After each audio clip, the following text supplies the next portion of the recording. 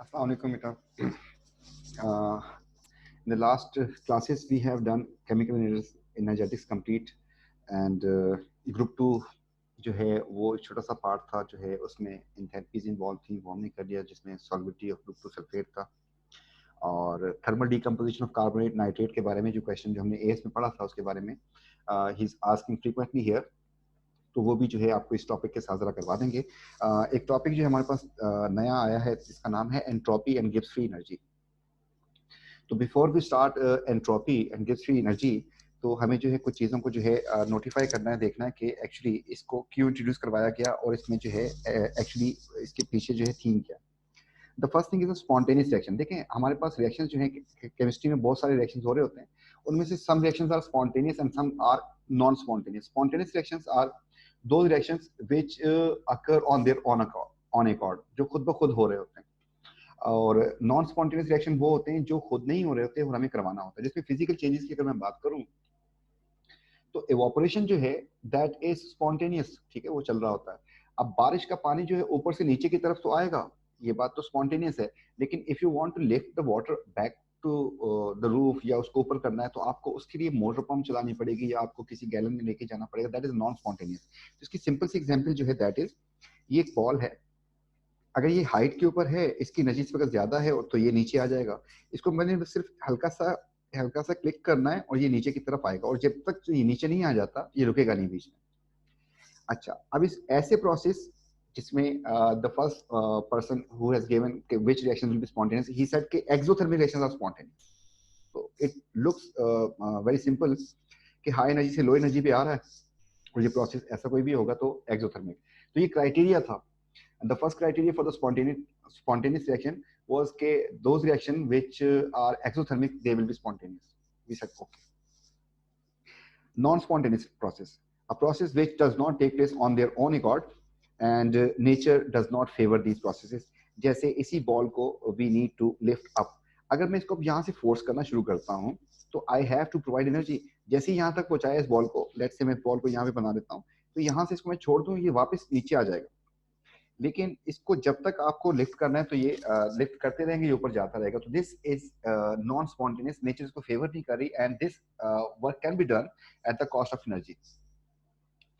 तो इसको अगर गौर से देखें तो हम जो है लो एनर्जी से हाई एनर्जी पे जा रहे हैं, तो ऐसा प्रोसेस जिसमें लो एनर्जी से हाई एनर्जी पे जाते हैं that is called endothermic. So the first criteria for spontaneous reaction was कि those reaction which are exothermic वो स्पॉन्टेनियस है। आपने एक पीस ऑफ पेपर लिया, उसको आग लगा दी, जब तक वो पेपर पूरे का पूरा कंबस्ट नहीं हो जाता आग लगी रहेगी, वो प्रोसेस चलता रहेगा। Methane gas you are using in household, तो आप जो है उसको जैसे ही मैच स्टिक देते हैं वो सारे का सारा जो है जल जाएगी, गैस जलती रहेगी जब तक आप उसको बंद नहीं करते। तो आपको कोई इसके ऊपर एनर्जी लगाने की जरूरत नहीं है, then you need to wait, just कुछ नहीं करना आपको। लेकिन if you are boiling eggs या आप कोई कुकिंग कर रहे हैं तो आपको कंटिन्यूसली उसको हीट प्रोवाइड करनी है। अगर आप हीट छोड़ दें, आप चलाएं चूल्हा, खाने को रख दें कुकिंग पे, आप जो है गैस पीछे से बंद हो जाएगी, खाना नहीं बनेगा, रिएक्शन कंप्लीट नहीं होगा। You need to provide continuous amount of energy, आप उसको कंटिन्यूसली देते रहेंगे तो ये काम चलता रहेगा। जैसे ही रोकेंगे काम बंद हो जाएगा। आप पानी की मोटर से पानी को ऊपर चढ़ा रहे हैं तो इलेक्ट्रिसिटी जो है यू आर यूजिंग एनर्जी, जैसी इलेक्ट्रिसिटी आप ऑफ करेंगे तो पानी जाना बंद हो जाएगा। लेकिन ये काम जब स्पॉन्टेनियस हो रहा था, पानी ऊपर से जब नीचे आ रहा होता है टैप में, वो तो आ रहा होता है जब तक पानी का टैंक खाली नहीं हो जाता। तो उस बेस के ऊपर जो है हमने कहा कि ऐसे जितने भी प्रोसेस हैं जो एक्सोथर्मिक, वो सारे के सारे स्पॉन्टेनियस होते हैं, और जो एंडोथर्मिक होते हैं वो सारे के सारे नॉन स्पॉन्टेनियस होते हैं। This was the criteria the first given by a scientist, and he said के exothermic are spontaneous, all exothermic reactions are spontaneous and all endothermic reactions are non-spontaneous. But after some time, जब ये इसने criteria दे दिया, some exception came into the mind of students and the scientists. The first example, first question which was raised by a student or a scientist, के sir, what do you think about melting of ice? The teacher said कि melting of ice is endothermic. Then he asked, okay, if melting of ice is endothermic, then tell me it's a spontaneous or non-spontaneous? The teacher said spontaneous. He said it's endothermic. How it can be spontaneous? You have given the criteria कि endothermic are non-spontaneous. but exothermic are. So then they start to define कि all exothermic reactions are spontaneous and all endothermic reactions are non-spontaneous except melting of ice. ऐसे बोलना शुरू कर दिया उन्होंने. After some time, फिर किसी ने पूछा सर evaporation जो समंदर पे हो रही होती है क्या आप उसको एनर्जी दे रहे होते हैं? तो हमने कहा नहीं. तो क्या वो खुद ब खुद हो रहा होता प्रोसेस? He said yes. तो बोला एंडो या exo? Liquid to gaseous conversion.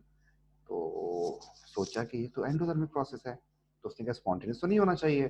तो क्वेश्चन आ गया यहाँ पर. तो इसका मतलब ये हुआ कि इसके बाद जो है डिफ्यूजन की बात हुई, वो खुद ब खुद हो रहा होता है. तो इस पे सारी बातें जब आनी शुरू हुई तो ये बात जो है एग्जाम्पल्स बढ़ती गई जिसमें एक्सेप्शन ज्यादा होती जा रही थी. तो उस वक्त उन्होंने कहा कि this can not be the criteria कि एक्सोथर्मिक जो है वो स्पॉन्टेनियस हो और एंडोथर्मिक स्पॉन्टेनियस.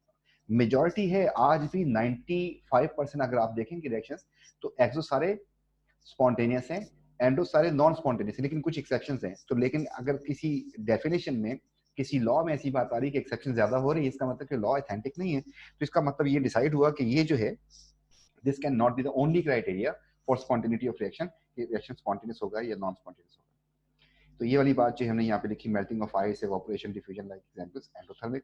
जो इसके बाद जो है एक साइंटिस्ट ने जो है इसके बारे में, एंट्रोपी के बारे में जो है आके कॉन्सेप्ट दिया एंड ही इंट्रोड्यूस.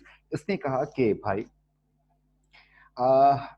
स्पॉन्टेनिटी का क्राइटेरिया ये है कि if disorder of a system increases तो that process will be spontaneous. तो एक दफा समझ नहीं आई मुझे क्या बोल दिया इसने डिसऑर्डर. ही सेज कि ऐसा प्रोसेस जिसमें डिसऑर्डर, जिसमें क्योस बढ़ रहा हो, वो स्पॉन्टेनियस होगा. हमने कहा समझाओ. उसने कहा पीस ऑफ पेपर था आपका. हमने कहा हाँ. उसको आग लगा दें एक्सो. हमने कहा हाँ. तो ही सेड के अगर एक्सो है तो दिस इज स्पॉन्टेनियस प्रोसेस. हमने कहा हाँ. बोला असल में वो स्पॉन्टेनियस प्रोसेस इसलिए है कि उसमें डिसऑर्डर बढ़ रहा है. हमने कहा कैसे? उसने कहा सॉलिड से गैस में कन्वर्जन हो रहा है, तो particles are from order to disorder में जा रहे हैं, इसलिए ये प्रोसेस हो गया और खुद ब खुद हो गया. हमने कहा अच्छी बात हो गई. क्या हर जगह पे एक्सप्लेन कर सकते हो? उसने कहा कि हाँ हर जगह पे एक्सप्लेन कर सकता हूँ, क्योंकि मैंने ये रूल, मैंने ये लॉ बनाया ही इसलिए है कि आपका जो एक्सेप्शंस आ रहे थे उसको मैं एक्सप्लेन कर दूं. हमने कहा स्टार्ट हो जाओ, बताओ कैसे. देन ही सेड कि मेल्टिंग ऑफ आइस में जरा सोचो कि सॉलिड टू लिक्विड कन्वर्जन जो हो रहा है तो इसमें ऑर्डर बढ़ रहा है कि कम हो रहा है? हमने कहा कि इसमें तो डिसऑर्डर बढ़ रहा है, ऑर्डर रिड्यूस हो रहा है. सॉलिड में ऑर्डरली पैक्ड होते हैं पार्टिकल्स एंड लिक्विड में या गैस में डिसऑर्डरली होते हैं. तो उसने कहा डिसऑर्डर बढ़ रहा है. He said yes. he said कि entropy increases, that is why it is a spontaneous process. Then if you apply the same on diffusion, के आपका जो लिक्विड था जिसमें हायर कॉन्सेंट्रेशन से लोअर कॉन्सेंट्रेशन की तरफ जा रहे हैं, मींस के पहले जो परफ्यूम की बोतल में जो पार्टिकल्स थे they are slide over each other, एक दूसरे के पास पास से, एंड जैसे ही आपने उसको स्प्रे आउट किया तो वो जो है डिस्पर्स हो गए, डिसऑर्डर बढ़ गया. तो this is spontaneous process. Evaporation की बात करते हैं तो liquid to gas conversion, disorder की. तो हमने कहा कि क्या हमेशा ऐसा होगा? उसने कहा हाँ ऐसा ही होगा. And with that entropy equation he is proving के कयामत भी आनी है, कि इस वक्त जो है नेचर फेवर करती है किस चीज को, क्योस को. अगर बिग बैंग को देखें आप लोग तो जमीन और आसमान जो है सब कुछ एक साथ था, तो एक बहुत बड़ा ब्लास्ट हुआ, उसके बाद पूरी की पूरी जो यूनिवर्स जो है वो स्कैटर्ड होता जा रहा है डिसऑर्डर की तरफ, और ये डिसऑर्डर एक वक्त में इतना बढ़ जाएगा कि एंड हो जाएगा और कयामत आ जाएगी. तो डिसऑर्डर को जो है नेचर फेवर करती है. तो उसने कहा कि ऐसी कोई भी चीज जिसमें डिसऑर्डर बढ़ रहा होगा उसको जो है वो स्पॉन्टेनियस प्रोसेस होगा. तो उसने एंथैल्पी वाली बात को हटा दिया, उसने अपनी नई चीज को इंट्रोड्यूस करवा दिया. इसके लिए जो है डिसऑर्डर ऑफ सिस्टम के लिए उसने एस को सिंबल यूज किया, जैसे एंथैल्पी के लिए एच यूज करते हैं, यहाँ पर एस यूज करते हैं. एंट्रोपी के लिए इसके लिए वर्ड करते हैं. एंट्रोपी का मतलब डिसऑर्डर है, keep in mind, right. It means कि इसकी एंट्रोपी कम है, इसकी एंट्रोपी ज्यादा है. तो एंट्रोपी को एस से रिप्रेजेंट करते हैं और एस की जो साइन है इसमें नेगेटिव आएगी, less disorder, and if it increases it becomes positive. Entropy of the universe is continuously increases and it is spontaneous. This was the law he has given. उसने ये क्राइटेरिया दिया था हमें, जिसकी बेस के ऊपर काम चल रहा.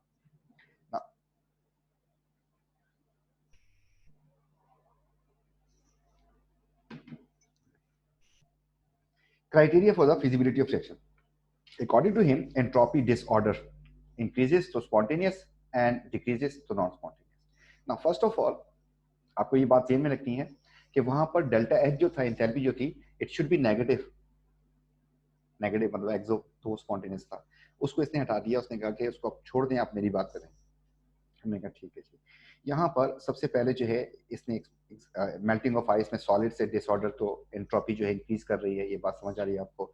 इवापोरेशन में लिक्विड टू गैस हो रहा है, ये भी एंट्रोपी इंक्रीज कर रही है, तो they both are spontaneous. Identification of delta S के एंथैल्पी एंट्रोपी चेंज हो कैसे रहा है, अगर आपको कोई इक्वेशन देगा तो उसमें आपको कैसे पहचानना होगा कि ये जो है इसमें डिसऑर्डर बढ़ रहा है या कम हो रहा है। फर्स्ट थिंग इज क्वेश्चन हमारे पास आते हैं कि किस वक्त क्या हो रहा था ना। तो सबसे पहले जो आपको चेक करना है क्वेश्चन में वो है, आपको सबसे पहली प्रेफरेंस देनी है स्टेट चेंज को। सॉलिड टू गैस जो है सबसे बड़ा चेंज है, राइट। सबसे बड़ा चेंज जो एस का आएगा एंट्रोपी का, that is solid to gas. उसके बाद जो है लिक्विड टू गैस होगा, और उसके बाद जो है सॉलिड टू लिक्विड होगा। इस बात को if you want to visualise तो आप जरा देख लें इसमें कि ये मेरे पास जो है, आपके पास सॉलिड पार्टिकल्स थे, ये पहले में ऑर्डर था। अब जो है जब ये डिसऑर्डर में जाएंगे तो सबसे बड़ा डिसऑर्डर आपको यहाँ पे मिलेगा। लेकिन अगर आप जो है लिक्विड से गैस करते हैं तो उसमें ऑलरेडी आपको पता है थोड़ा सा डिसऑर्डर होता है ऑलरेडी, और यहाँ से सेकेंड प्रायोरिटी इसको मिलेगी। लेकिन सॉलिड से लिक्विड में तो डिसऑर्डर जो है वो ना होने के बराबर होता है। मैं इसको जरा आपको समझाने की कोशिश करता हूँ कि आपके पास इतना लेवल था किसी सॉलिड का, तो जब वो लिक्विड बन जाएगा तब भी तो इतना ही लेवल होगा। तो फर्क क्या होता है? फर्क ये होता है कि यहाँ पर कंप्लीट ऑर्डर होता है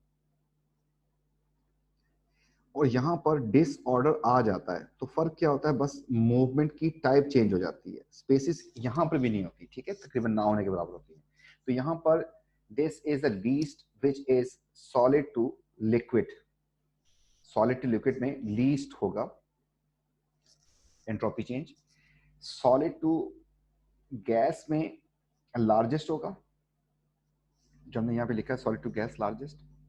एंड सिमिलरली लिक्विड, आपको पता है कि वही छोटा सा लिक्विड जो है, थोड़ी सी amount of liquid can occupy, उसके वेपर जो ठीक ठाक वॉल्यूम को ऑक्यूपाई कर सकते हैं, तो उसमें बड़ा चेंज आएगा फिर। तो ये हमारे पास है। सबसे पहले जो हमने प्रेफरेंस देनी है that will be given to state change, तो उसमें हमें पहचानना है कि क्या होता है ना। इसमें जो है हम इसमें पेज इंसर्ट करके आपको समझाने की कोशिश करते हैं, उस पर फिर हम वापस आते हैं। तो ना यहाँ पर हम कोई पेज इंसर्ट कर लेते हैं और यहीं पे कर लेते हैं। तो सबसे पहला जो है हमें स्टेट चेंज क्या करना है। अब जो है इसके लिए मैं एक ग्राफ जो है आपको बना के दिखाता हूँ कि मेरे पास ये यहाँ पर डेल्टा एस की बात करते हैं कि एंट्रोपी में क्या फर्क आता है, एंड यहाँ पर स्टेट की बात करते हैं। स्टेट क्या देखें, जब सॉलिड जो है उसको आप टेम्परेचर देना शुरू कर देंगे। मैं यहाँ पे टेम्परेचर काट के लिख रहा हूँ,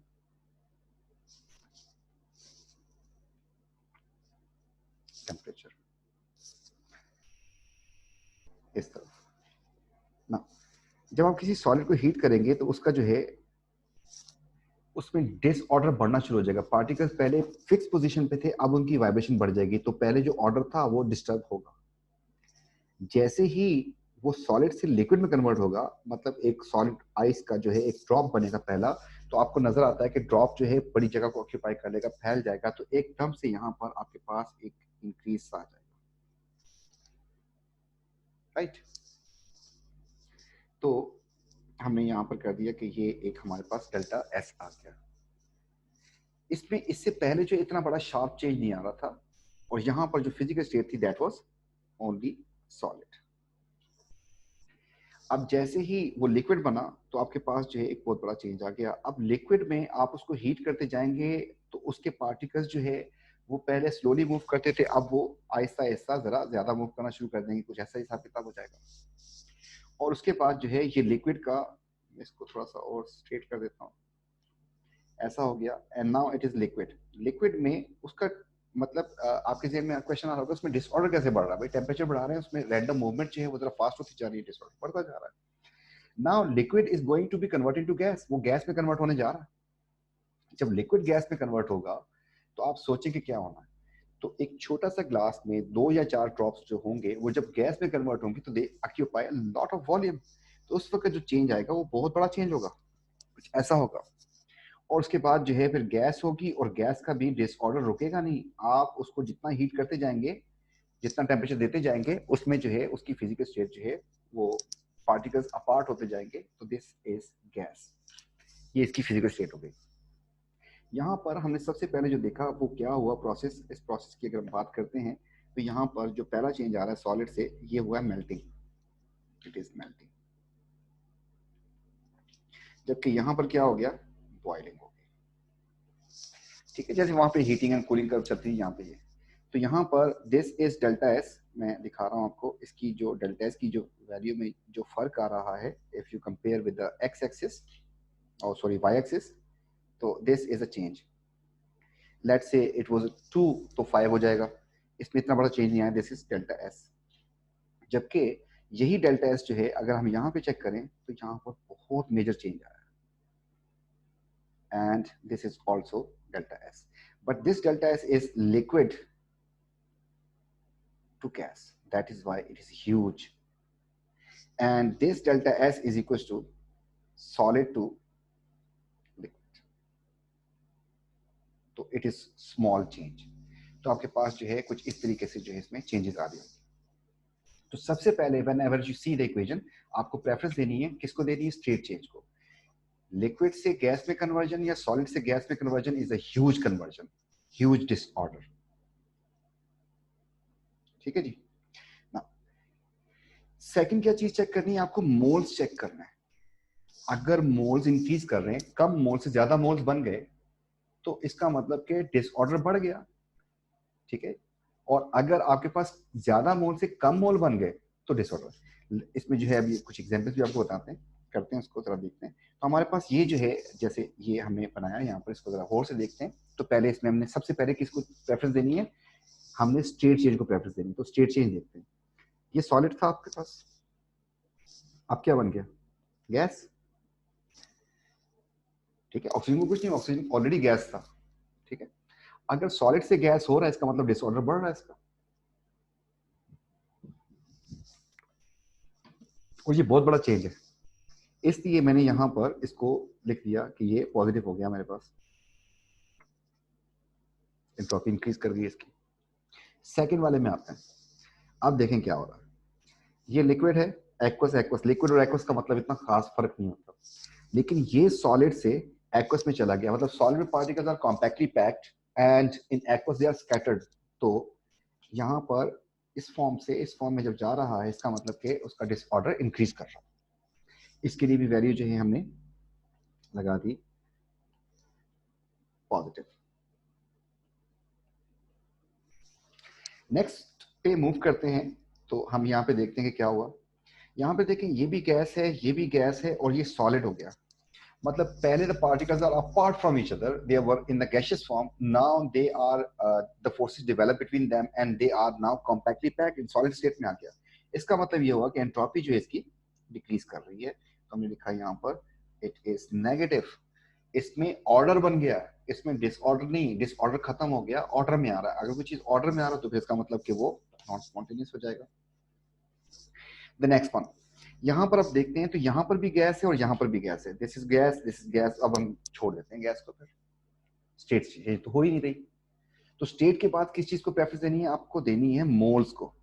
देखें जी, कितने मोल्स से 2 से 3 बन गए। ये पेन जो है अगर इसको मैं तोड़ दूं, डिसऑर्डर बढ़ जाएगा। आपके पास 2 चीजें अगर हों, लेट से आपके पास ये जो है कप है, आप इसको तोड़ दें और 3 चीजें बना देंगे, तो आपके पास डिसऑर्डर इंक्रीज कर जाएगा। इस बेस के ऊपर हमने इसमें मोल्स को देखा, एंड दिस इज पॉजिटिव। इसको हम पॉजिटिव लिखने जा रहे हैं, और ये देखें।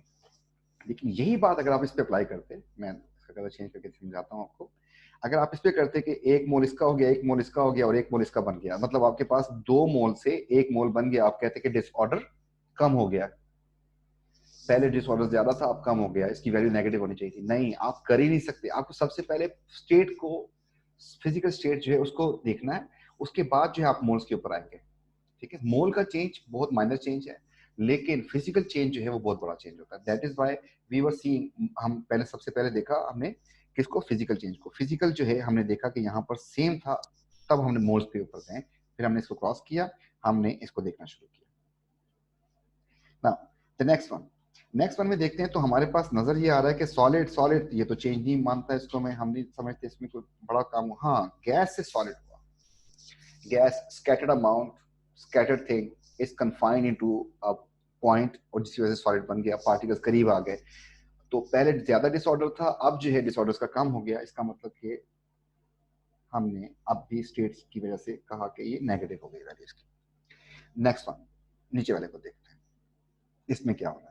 इसमें अगर हम गौर से देखते हैं तो यहाँ पर नंबर 1 ये लिक्विड है, ये सॉलिड है, जबकि ये गैस है और ये गैस है। देखिए अगर ये 6 मोल्स से गैस के, ये भी 6 मोल्स हैं, तो कुछ नहीं हुआ, जितने इधर डिसऑर्डर था उतने डिसऑर्डर वहां पे है।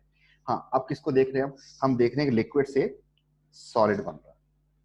लिक्विड से सॉलिड अगर बन रहा है, इसका मतलब कि डिसऑर्डर इसका डिसऑर्डर कम हो रहा है, ऑर्डर बढ़ रहा है इसमें। तो पहले जो है लिक्विड में particles are apart from each other, disorder was there, and now they are converted to solid state, जिसकी वजह से डिसऑर्डर का कम हो जाएगा। तो हम इसको यहाँ पे नेगेटिव लगा दिया, और हमने यहाँ पे गैस गैस को इग्नोर भी किया था, कीप इन माइंड। तो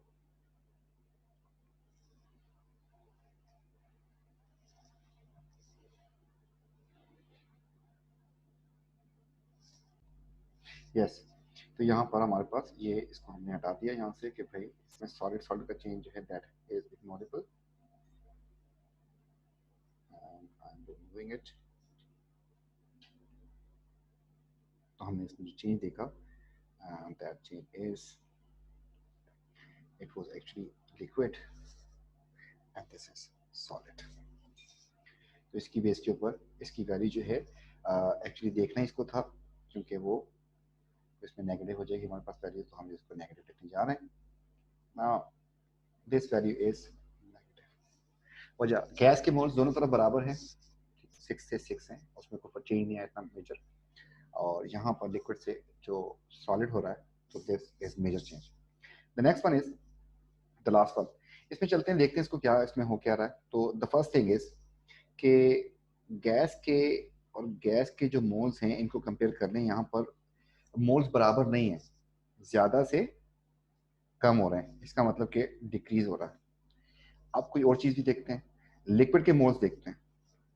तो यहाँ पे लिक्विड था और यहाँ पर लिक्विड, तो लिक्विड लिक्विड में ये मामला हो रहा है हमारे पास। तो अब जो है यहाँ पे सोचेंगे हम लोग इसमें किस चीज को रन करें कि इसका आंसर क्या हो सकता है।